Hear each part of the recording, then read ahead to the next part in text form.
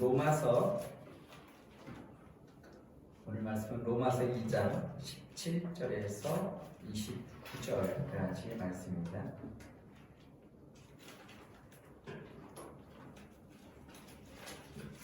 신약성경 241쪽 로마서 2장 17절에서 29절 제가 봉독해드리겠습니다. 유대인이라 불리는 내가 율법을 의지하며 하나님을 자랑하며 율법의 교훈을 받아 하나님의 뜻을 알고 지극히 선한 것을 분간하며 맹인의 길을 인도하는 자여 어둠에 있는 자의 빛이요 율법에 있는 지식과 진리의 모본을 가진 자로서 어리석은 자의 교사여 어린아이의 선생이라고 스스로 믿으니 그러면 다른 사람을 가르치는 내가 내 자신은 가르치지 아니하느냐? 도둑질하지 말라 선포하는 내가 도둑질하느냐? 간음하지 말라고 말하는 내가 간음하느냐? 우상을 가증히 여기는 내가 신전 물건을 도둑질하느냐? 율법을 잘 아는 내가 율법을 범함으로 하나님을 욕되게 하느냐? 기록된 바와 같이 하나님의 이름이 너희 때문에 이방인 중에서 모독을 받는다. 내가 율법을 행하면 할례가 유익하나 만일 율법을 범하면 내 할례는 무할례가 되느니라. 그런즉 무할례자가 율법의 규례를 지키면 그 무할례를 할례와 같이 여길 것이 아니냐. 또한 본래 무할례자가 율법을 온전히 지키면 율법 조문과 할례를 가지고 율법을 범하는 너를 정죄하지 아니하겠느냐. 무릇 표면적 유대인이 유대인이 아니요 표면적 육신의 할례가 아니니라. 오직 이면적 유대인이 유대인이며 할례는 마음에 알지니 영에 있고 율법 조문에 있지 아니한 것이라. 그 칭찬이 사람에게서가 아니요 다만 하나님에게서니라. 아멘. 지난 시간 우리 앞달락 1절에서 16절까지 앞달락에서 우리는 모든 사람에게 하나님의 공의로운 심판이 차별 없이 임하며 특히 율법을 소유했다고 의롭다 여김을 받는 것이 아니라 그 율법대로 행하는 자야. 그래서 유대인들은 자기 자신들이 율법을 가졌기 때문에 자신들은 의롭다라고 생각했지만은 사도 바울의 논박은 그게 아니다. 율법을 가졌다는 것이 너희를 의롭게 하는 것이 아니라 하나님께서 주신 그 율법을 행할 때에 비로소 하나님으로부터 의롭다함을 받는다라는 것에 대해서 우리가 살펴보았습니다. 또한 이방인들을 심판하는 기준인 양심의 개념에 대해서도 잠시 언급한 바 있습니다. 본문 말씀을 나누기 앞서서 양심의 개념에 대해서 조금만 더 짚고 넘어가려고 합니다. 양심이라는 것, 양심이라는 말 자체는 진리라는 말하고 같이 히브리어 어휘에는 없었던 그런 말입니다. 헬라어로는 슈네이 데시스라는 말을 쓰는데 슈네이 데시스라는 그런 표현을 쓰고 진리라는 말은 아레테이아라고 합니다. 그래서 이 말 자체가 히브리어 개념에는 없는 말인데 이것이 이제 헬라어에는 여러 가지 많은 그런 어휘가 있어가지고 이런 말들이 생겨났는데 구약에도 이 말들이 나타나지 않습니다. 전도서 10장 20절에 마음이라는 그 단어가 있는데 그것을 보통 양심이라고 그렇게 번역되기도 해요. 그러나 이 경우에도 헬라적인 개념이 아니고 마음의 깊은 곳이라는 그런 의미를 지닐 뿐이다라는 것. 그래서 양심이란 말 자체는 함께 있다, 함께 본다라는 말로서 우리 곁에 증인으로서 어떤 하나님이나 어떤 초월적인 어떤 절대자가 함께 있다는 것. 그 양심이라는 것은 우리 곁에 지금 하나님이 계시다라는 말하고 같은 거예요. 그러니까 그렇기 때문에 사람들이 그 양심 때문에 어떤 선악을 자기 나름대로 분별할 줄 안다라는 겁니다. 그리고 우리가 흔히 하는 말 중에 이런 게 있어요. 하늘도 뭐 알고 땅도 알고 나와 당신이 안다 이런 말 많이 쓰잖아요. 그랬을 때 이 말을 쓰는 이유가 뭐겠어요? 어떤 초월적인 절대자가 당신이 하나님을 믿지 않지만은 분명히 어떤 절대자가 우리 곁에 있다라는 거예요. 그렇기 때문에 양심이라는 것은 누군가 나를 곁에서 지켜보고 있다라는 그런 말을 의미하고 있다라는 거예요. 그래서 양심은 글로 쓰여지기 이전에는 율법이라고 할 수 있는 선악의 판단의 자리다라고 사도 바울은 그렇게 변증하고 있어요. 그것은 긍휼히 여기고 지식을 구하고 명예를 세우려는 마음의 깊은 자리라고도 할 수 있다는 거예요. 그래서 율법 이전의 율법이라고도 그렇게 감히 우리가 말할 수 있다는 것.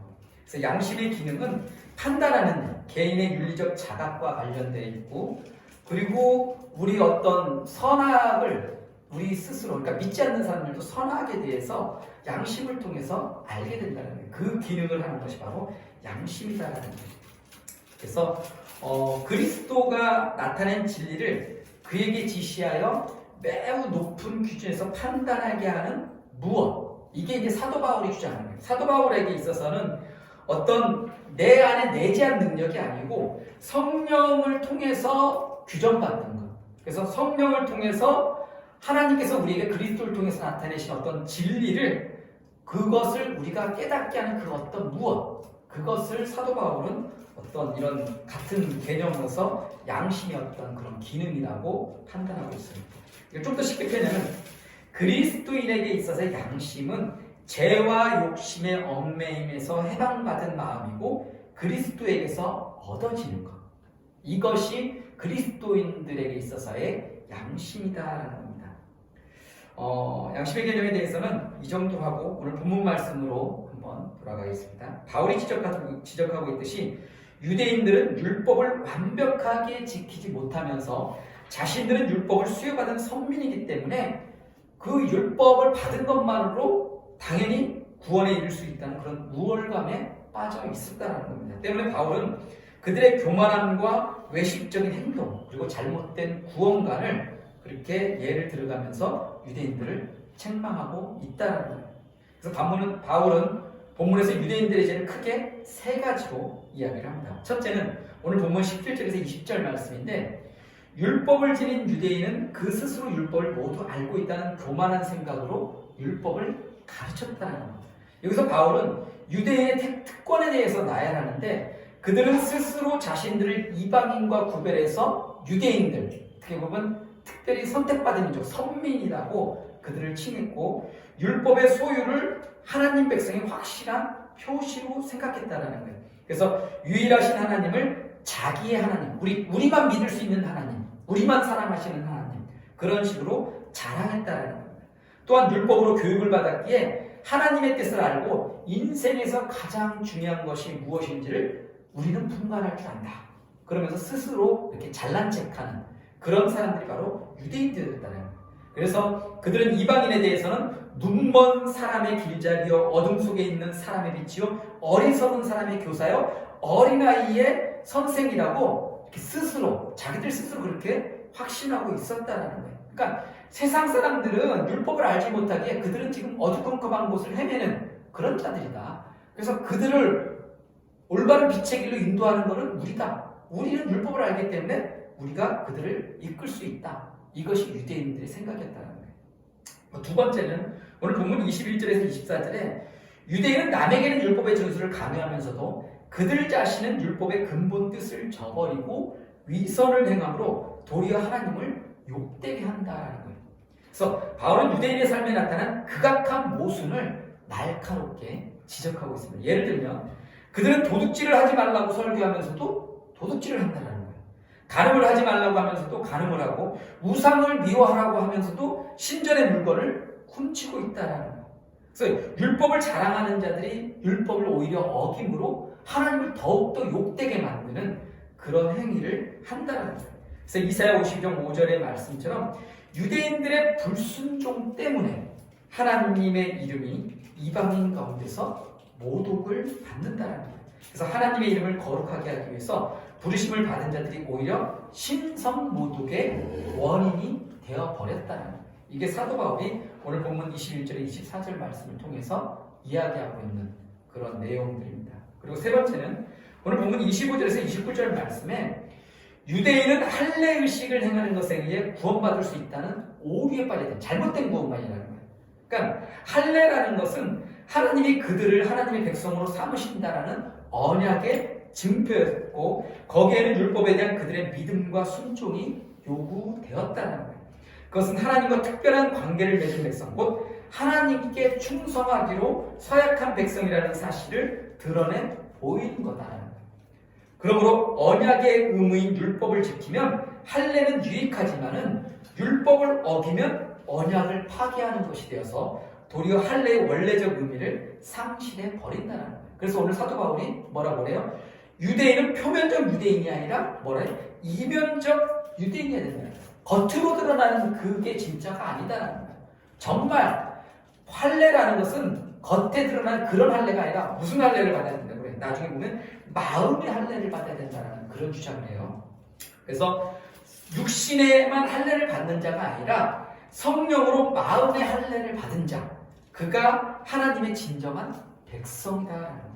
그래서 로마서 8장 4절에 의하면 성령으로 변화를 받은 자는 율법의 요구를 성취할 수 있게 된다는 거예요. 이러한 마음의 할례에 대해서는 구약의 여러 말씀 속에서 나타나고 있는 거예요. 예를 들면 신명기 10장 16절에 이렇게 말합니다. 그러므로 너희는 마음의 할례를 행하고 다시는 목을 곧게 하지 말라. 또 예레미야 4장 4절이나 9장 26절에 보면 유다인과 예루살렘 거민들아 너희는 스스로 할례를 행하여 너희 마음 가죽을 베고, 어디를 베라고 그래? 너희 마음 가죽을 베라는 거예요. 나 여호와께 속하라. 그리하지 아니하면 너희 악행으로 말미암아 나의 분노가 불같이 일어나 사르니 그것을 끌 자가 없으리라. 곧 애국과 유다와 에돔과 암몬 자손과 모압과 및 광야에 살면서 살적을 깎은 자들에게라. 무릇 모든 민족은 할례를 받지 못했고 이스라엘은 마음의 할례를 받지 못하였느니라. 그러니까 하나님이 보시기에 이스라엘 백성은 택한 백성이 맞아요. 그죠? 하나님이 택한 선민이야. 그리고 그 선민의 징표로서 너희는 난지 8일 만에 할례를 받으라고 그랬어요. 그래서 그것을 어떤 선민의 어떤 징표로서 두셨어요. 하지만 그것이 하나님의 나라에 들어갈 수 있는 자격은 아니다라는 거예요. 그것은 하나님께서 너희들은 내가 특별히 구별한 백성이다 이런 뜻이지, 그걸 통해서 나중에 영원한 생명을 얻는 천국에까지 들어갈 수 있는 건 절대 아니다라는 거예요. 그래서 할례라는 것은 마음의 할례를 받아야 된다는 거예요. 에스겔 44장 7절에도 나타나는데 너희가 마음과 몸에 할례 받지 아니한 이방인을 데려오고 이렇게 얘기해요. 그러니까 할례라는 거에 대해서 얘기할 때 항상 어떤 거를 얘기해? 마음의 할례를 얘기한다는 거예요. 그래서 육신의 할례라는 것은 겉으로 드러나는 표징이고 마음의 할례라는 것은 하나님은 우리의 마음을 보신다는 거예요. 우리의 중심을 보시기 때문에 그게 더 중요하다는 거예요. 그래서 사도 바울이 주장하고 있는 게 바로 그 부분이에요. 유대인들, 표면적 유대인들이 유대인이 아니라 정말 마음의 할례를 받은 자. 그러면 그런 사람들은 이방인들도 속한다는 거예요.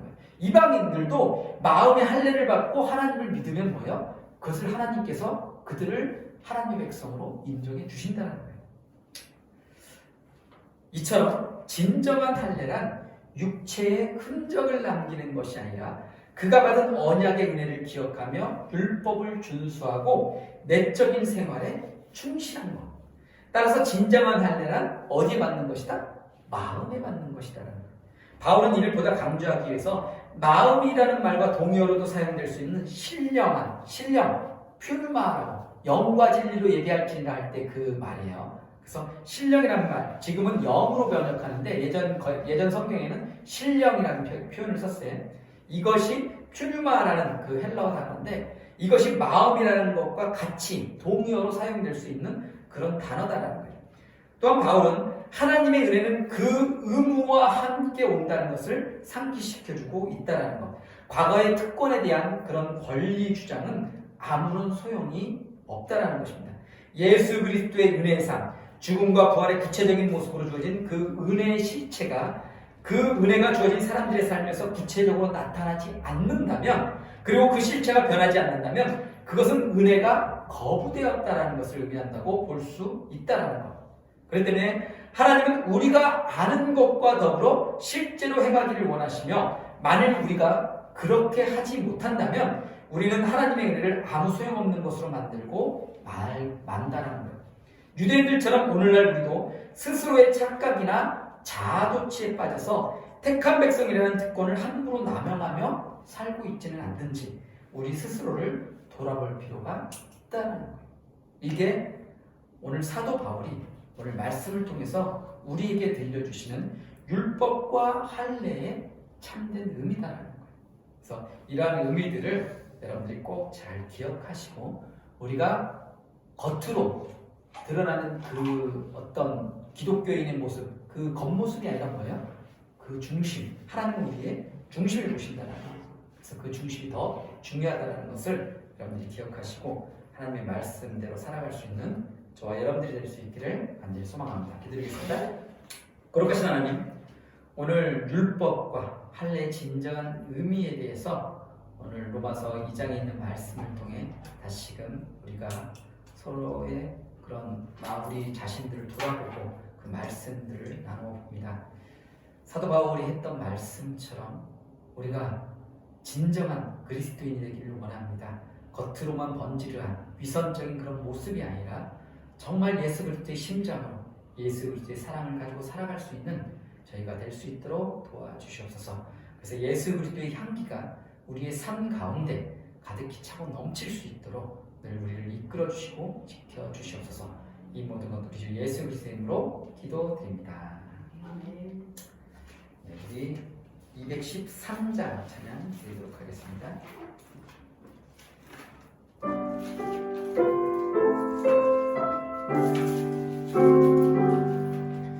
나의 생명 드리니 주여 받아주셔서 세상 살아갈 동안 찬송하게 하소서. 손과 발을 드리니 주여 받아주셔서 주의 이름을 위하여 인정하게 하소서. 나의 음성 들리니 주여 받아주셔서 주의 진리 말씀만 전하게 하소서. 나의 보화 드리니 주여 받아주셔서 하늘나라 위하여 주 뜻대로 쓰소서. 나의 시간 드리니 주여 받아주셔서 평생 주 위에 봉사하게 하소서. 아멘.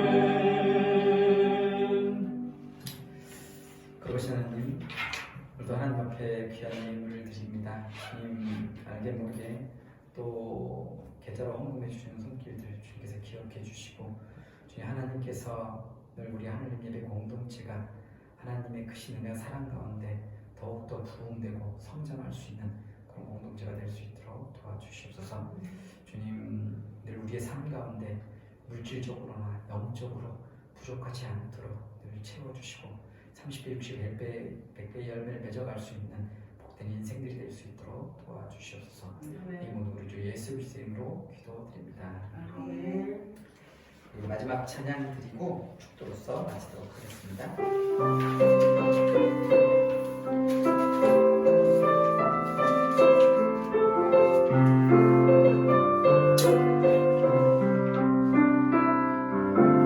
하나님 너에게 복을 주시기를 원하며 너를 지키시기를 원하시며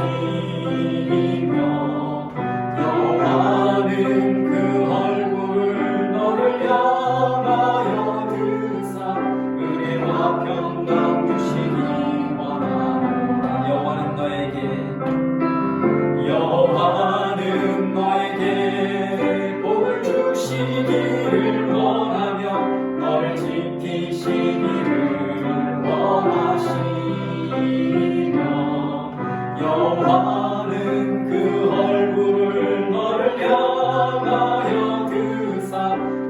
하나님아 평강 주시기 원하노라. 너를 보배롭고 존귀하게 여기시는 하나님이 내 삶 속에서 이 약속을 신실하게 이루시니 땅에 기름진 것으로 하늘에 신령한 것으로 너를 주시고 지키신 하나님이 너의 영혼 잘 되도록 은혜 베푸시며 평강으로 인도하시리.